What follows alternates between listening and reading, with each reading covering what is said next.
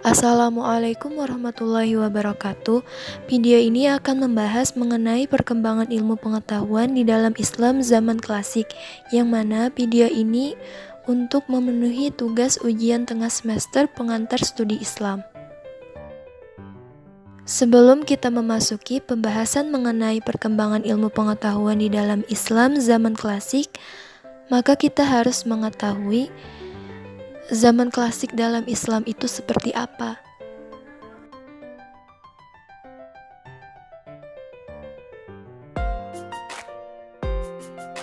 Zaman klasik atau periode klasik dimulai sejak zaman Rasulullah SAW hingga dinasti Abbasiyah. Periode klasik merujuk pada masa kemajuan dan kejayaan Islam yang dibagi ke dalam dua fase, yakni fase ekspansi di mana Islam menyebar luas hingga keluar Arab, integrasi dan kemajuan tahun 650 sampai 1000 Masehi, dan fase disintegrasi 1000 sampai 1250 Masehi. Pada fase kemajuan, Islam mengalami internasionalisasi. Pada masa Bani Umayyah, Islam mulai masuk ke Eropa melalui Spanyol.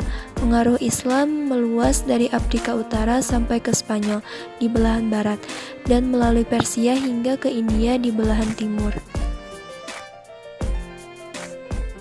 Namun pada fase disintegrasi, keutuhan umat Islam dalam bidang politik mulai pecah.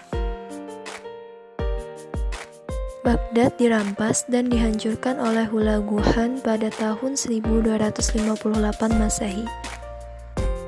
Selain itu, jika sebelumnya secara politik daerah-daerah Islam tunduk pada kekhalifahan pusat, kekhalifahan sebagai simbol keutuhan, kini politik mulai runtuh dan digantikan pemerintahan otonom di berbagai kawasan, yang mana setiap kawasan memiliki tanggung jawabnya dalam mengurus pemerintahan tanpa harus langsung ke pemerintah pusat. Selanjutnya, kita akan membahas mengenai perkembangan ilmu pengetahuan Islam zaman klasik. Pada masa Daulah Abbasiyah, ibu kota Baghdad menjadi pusat intelektual Muslim, di mana terjadi pengembangan ilmu pengetahuan dan kebudayaan Islam. Sekolah-sekolah dan akademik muncul di setiap pelosok. Perpustakaan-perpustakaan umum yang besar didirikan dan terbuka untuk siapapun, sehingga pemikiran filosofis-filosofis besar zaman klasik dipelajari berdampingan dengan ilmu Islam. Selain itu, sejumlah ulama besar juga bermunculan di fase ini, seperti Imam Malik, Imam Abu Hanifah, Imam Syafi'i, dan Imam Ibnu Hanbal dalam bidang fikih.